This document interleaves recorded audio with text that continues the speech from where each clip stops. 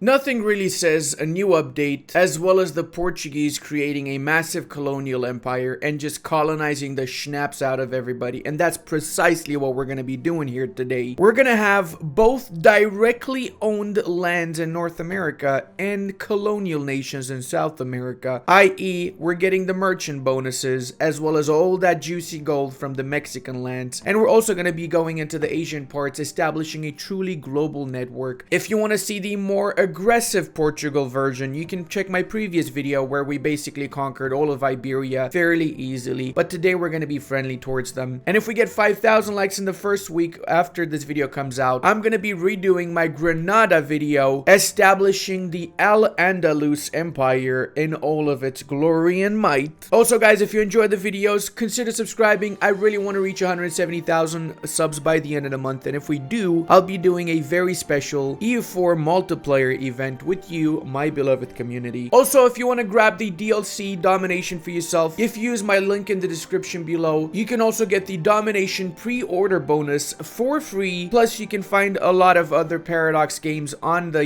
Nexus. It would really support the channel massively. Whenever you feel like you want to buy another Paradox game, consider using my link. First 10 of you to use the link will actually get their wallets back. Maybe. No promises. Alright, so now boys, you probably guessed it, the Portuguese are an amazing colonial nation. The best colonial nation for a few reasons. First off, we have the Portuguese colonial growth that offers us 50 global settler increase, which is huge. It allows us to colonize at a rate 3 times faster than anybody else that is a colonial nation. Plus, we have the special Portuguese flagship that we're gonna show off in a couple of moments. Let's do our estates first and foremost. Of course, we're gonna go for the +1 mana privilege for all 3 of the estates, summon the diet, and go for whichever agenda hurts us the least, I guess. Followed up by seizing of the Zekroonlands. And now there's a lot of new estates as of 1.35 update in the Domination DLC. I recommend you guys check out my estates video. You'll have a link to that also in the description. It really will help you out understand the new estates a lot better, what privileges to give out and whatnot. For the purpose of this video, we're going to be giving out the clerical education alongside the first +1 mana privilege, court positions, economic freedom for the burgers, plus because tax is really important in the early game, we're going to give out the financial demands, private trade fleets because we have a lot of ships, let's face it, and the indebted to the burgers guild for those juicy 1% loans. We have one more privilege slot. We're going to keep it open for now. We will add to this some colonial focused privileges later down the line once we are in the colonies. Now that we got the money though, we can build our flagship. It's going to be a light ship. And as the Portuguese, we have some unique traits for our flagship. These have been changed in this update. We're going to go for the fleet exploration range +1.25, as well as the naval barrage -40%, essentially making naval barrages super cheap for us. And of course, the trade power per ship and fleet is also really good, since it allows us to get a lot more trade whenever we assign a trade fleet with this flagship in any of the trade nodes that we have a strategic interest in. Take note though, the initial part of the campaign, we're going to be using the flagship to explore rather than do anything trade related, but still, it's there whenever it's needed. Of course, we're also going to get more light ships, so let's go ahead and hire some more barks around here. Say go up to 31 out of 27. A little bit over our naval force limit, but it's worth it. Light ships always pay for themselves from the amount of trade power that they offer us. Take note, boys, we can also get the Portuguese Marines that offer 50% naval barrage cost. Remember that we also get another 40% naval barrage cost from the flagship, meaning it's 90% cheaper to do naval barrages as the Portuguese. Essentially, any single fortification that is by the coastline is almost instantly going to be ours, since it only costs 5 mana points to barrage it. It's just absolutely ridiculous in my opinion. It makes Portugal, should we wish to go down that path, a really strong military power in the early part of the campaign. Since everybody struggles taking fortifications, we would not have that issue whatsoever. Now, because we did say that we're going to go fully colonial, we're going to be allying the Castilians. If we were to go aggressive into Europe, we would have instead gotten 100 relations with the English, which is easy done by just getting a royal marriage with them. Let's get that now, actually. Oh, okay, never mind. It's -25 because we just allied the rival Castile. If we didn't ally the rival Castile, we would have gotten claims on the northern bits of Castile. But like I said, if you want to see that particular part of Portugal, you can watch my video in the description. It's for the previous version. However, every single thing that I show in that video still applies if you're going for a conquest-oriented Portugal rather rather than a colonial one. Colonial wise, a lot of things are different, and we're going to be exploring those things today, of course. Let's not forget to give out the religious diplomats for the extra diplo reputation and relations with other Catholic nations. The increased levies, because we do have 42% crown lands owned by the nobility, so we're getting 21% manpower as consequence, plus supremacy over the crown to increase our loyalty equilibrium. And we're also going to be giving out the admin advisor cost reduction, since we will be hiring an admin advisor. Because we do have still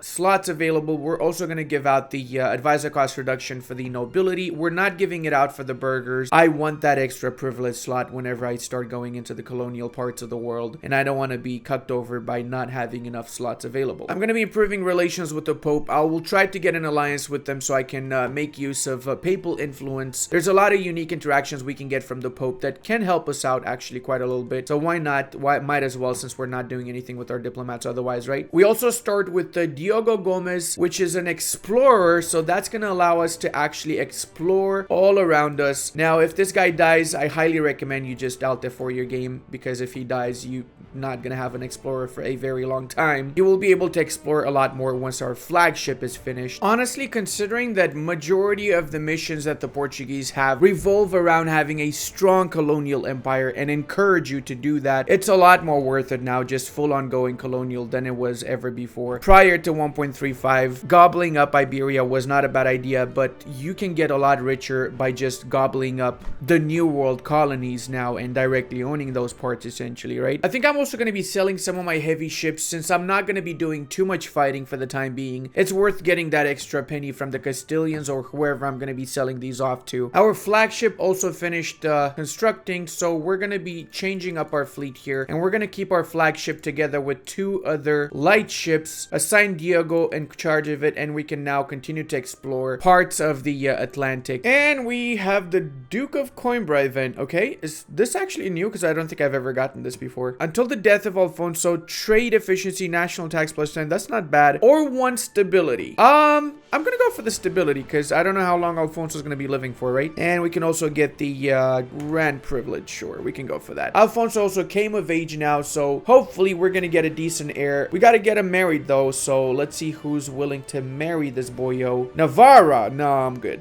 I'm good. Thank you. I think it's also high time that we get the Portuguese Marines for that barrage, as well as the ability to recruit Marines now. I'm also gonna enter a tactical alliance with Lemchen, because we have a common enemy, namely Morocco. I'm gonna try and go to war with the Moroccans so I can get a humiliation peace deal enacted, meaning I can get some extra mana points from that. So for that reason, we're gonna be traveling over to our colony in Ceuta. Oh, Castile just went to war with the Moroccans. Actually, Castile just went to war with Granada, which is allied to Morocco. So I could take advantage of this. Yeah, I could really take advantage of this right now. Humiliate. Nobody would join in the war, but I don't think I need anyone. I'll wait for them to fight each other a little bit, destroy their army, and once they're weakened enough and their vassals are disloyal enough, I can just have a super easy war. It's weird how we can explore the American coast and the Caribbean, but we cannot go south of the Congo area here. It's just weird as schnapps to me. Still, better than nothing, right? We have to go all around through the American East Coast to reach the Caribbean, I guess. Or maybe they're just gonna go straight. I'm curious. Let's see what they're gonna do here. Oh, we got an heir. 1, 1, 2, 3. Wow. Okay. Sounds like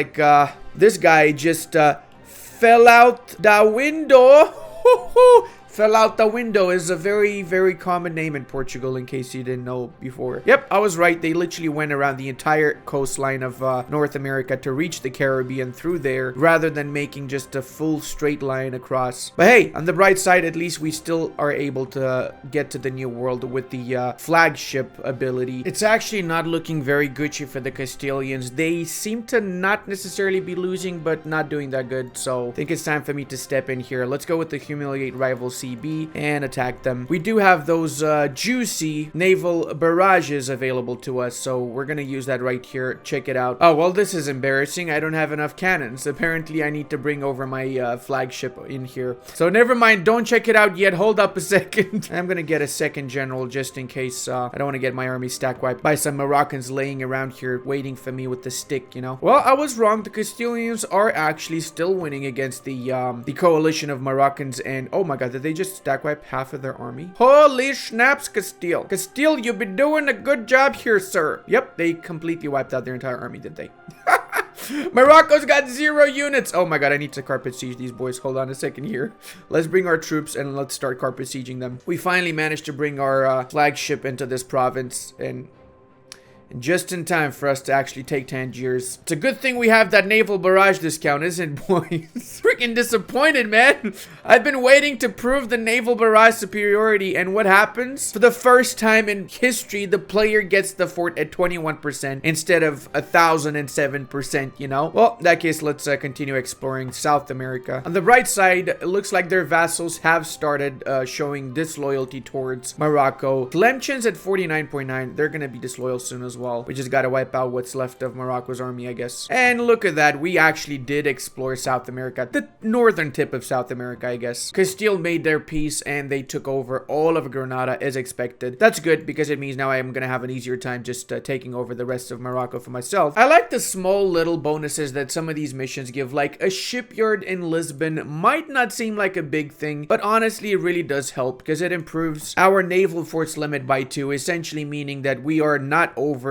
naval force limit anymore, right? So we can build more ships essentially. And we also just got 87% war score, which apparently is enough for us to show of strength, which means we now have 600 diplo points, 300 admin, and 100 military. Pretty much all that we need. Once we embrace Renaissance also, we will be able to get our first exploration ideas. For that matter, we've set up advancement efforts in both of our estates here to facilitate a Renaissance arriving here. And another thing I want to mention is that it's totally worth it investing in your holy orders. Portugal has significantly less holy orders than the Castilian/Spaniards have, but there's still a lot of good ones, like the local goods produced modifier is a huge one. However, it costs admin points and we kind of want to save up our admins right now. The local construction cost and state maintenance, again, is pretty decent. I have to say it sucks that we don't have the fort maintenance minus 50% that the Castilians have. That would be honestly my favorite one from the military holy orders, but the ones that the Portuguese have here, the hostile movement speed and the attrition of the enemies is not bad either, I guess. It's a little bit more situational though, to be fair. Remember though that whenever you establish holy orders, you also get 1 of each mana points in every single one of your provinces within that state. So if we use 50 admin here, we're getting 250 worth of admin points in return in tax development. This is the extent of our exploration with the flagship, so I'm basically just gonna skip ahead up until I get my exploration ideas and I can actually start colonizing. To facilitate with that, we will be starting our golden era a little bit earlier on, meaning it's going to be 10% cheaper to get the ideas and the technologies unlocked. Alright boys, the moment is here. Let's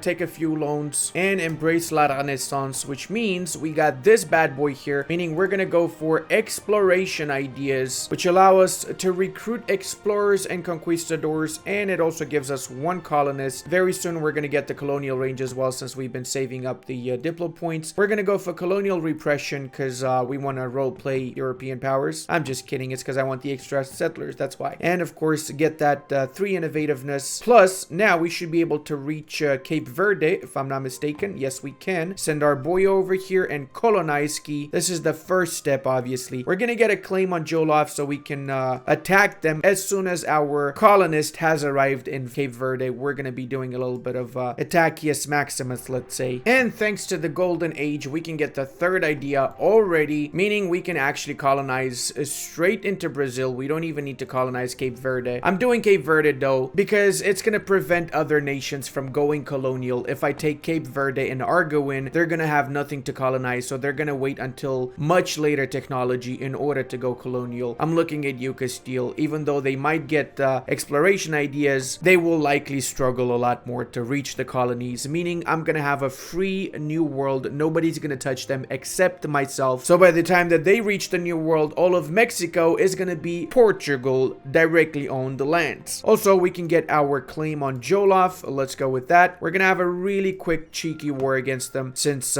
we only want to take 1 province from Jolofsky. Let's bring our fleet over here. Don't need to Koblerji Timbuktu either. And of course, our first age ability, we're gonna go for the extra 50 settlers, meaning we already are gaining 105 settlers per year in 1457. Nations are gonna try to get 105 by 1505. We're getting that 50 years earlier to compare with. Hey, we just got the Laos Justing tournament. Would have been nice to have this when we attacked the Moroccans. This is a little bit late to get it, but whatever. And I just realized that Jolof is within the Ivory Coast trade node, which is a trade node I'm really interested in. So instead of one province, I'm actually going to fully annex them. Or at the very least, I will take the entirety of their coastline. In order to take Jolof itself, I would have to fight Timbuktu, and I'm not in the mood to even just discover them. Too much hassle. This means we got the Colonize West Africa mission done, which gives us 100 Diplo power, as well as an explorer with 60 tradition. It's also time to lower the autonomy in our provinces, since it had gone up a little bit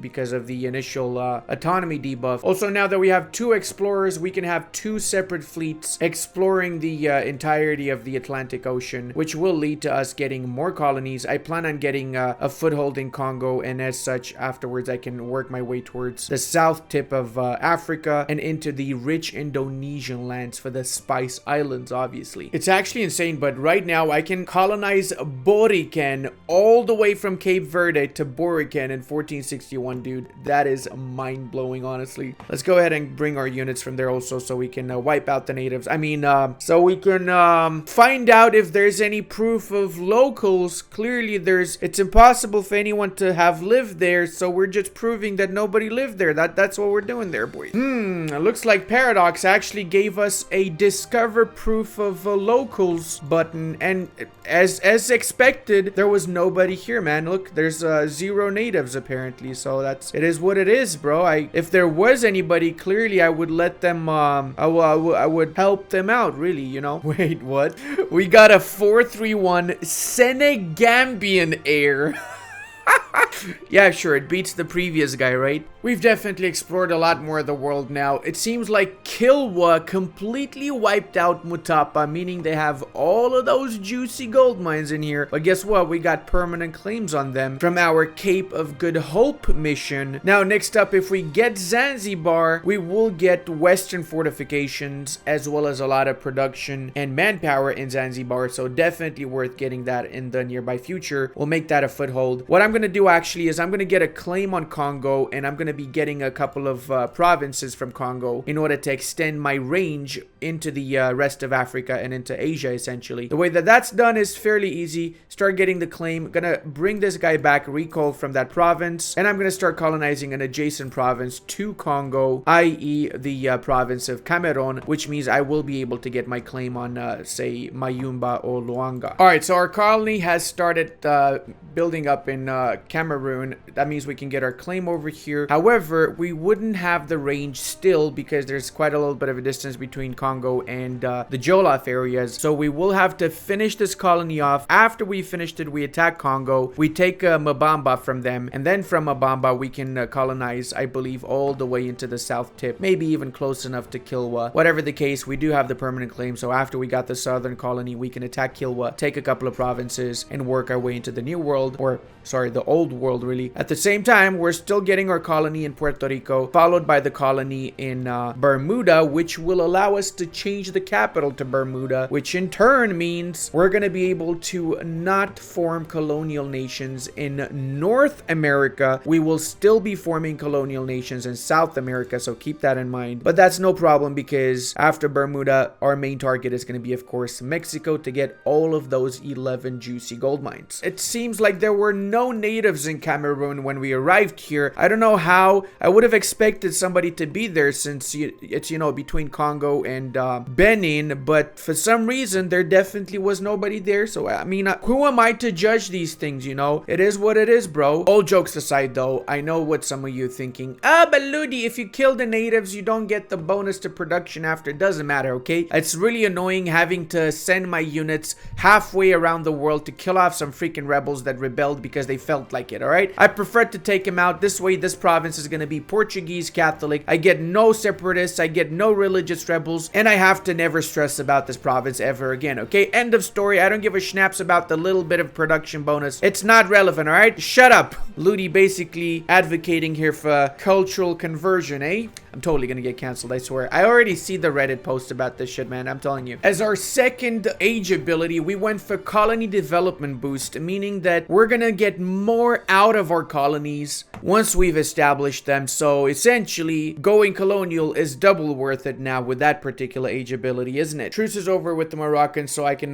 go ahead and attack them to take the rest of the northern bits of Morocco. I'm basically taking the lands that are within the Sevilla node, which is my main node, so it's essentially where I'm making most of my money from. Ergo, getting these provinces will be of massive help. But I'm also going to be taking Fez simply so I have the mountain fort, making it super easy to defend the entirety of this region if I ever get attacked by anybody. The war in Morocco is, well, it was fairly easy, let's face it. Now I got all the provinces I want from them, and the best part is that I can start working my way in the New World. I'm establishing this colony here, and this is a strategic one because we're getting a claim on these lands. Essentially, we're about to start our war against the Mexican tribes. We started getting Bermuda as our next colony and future capital. Whilst that's happening, we're halfway through with Havana, and we haven't declared war on the Mexicans yet because I actually realized I have to declare war on Congo next, which I'm going to do right now. Let's go with the war ski. After the Congo war, we're going to go ahead and attack the Mexicans. You might say that I'm a little bit greedy, but once more, I'm taking the entirety of the coastline because this particular coastline is within the Ivory node, the same node that goes all the way here. It's insane how massive this freaking node is. It's essentially from the southern bits of Africa all the way into the north. And that means we got settle in Central Africa mission done. 20 trade power in Congo. Okay, that's not bad. I'm guessing Congo is this node, I assume. That's why I got the 4% there.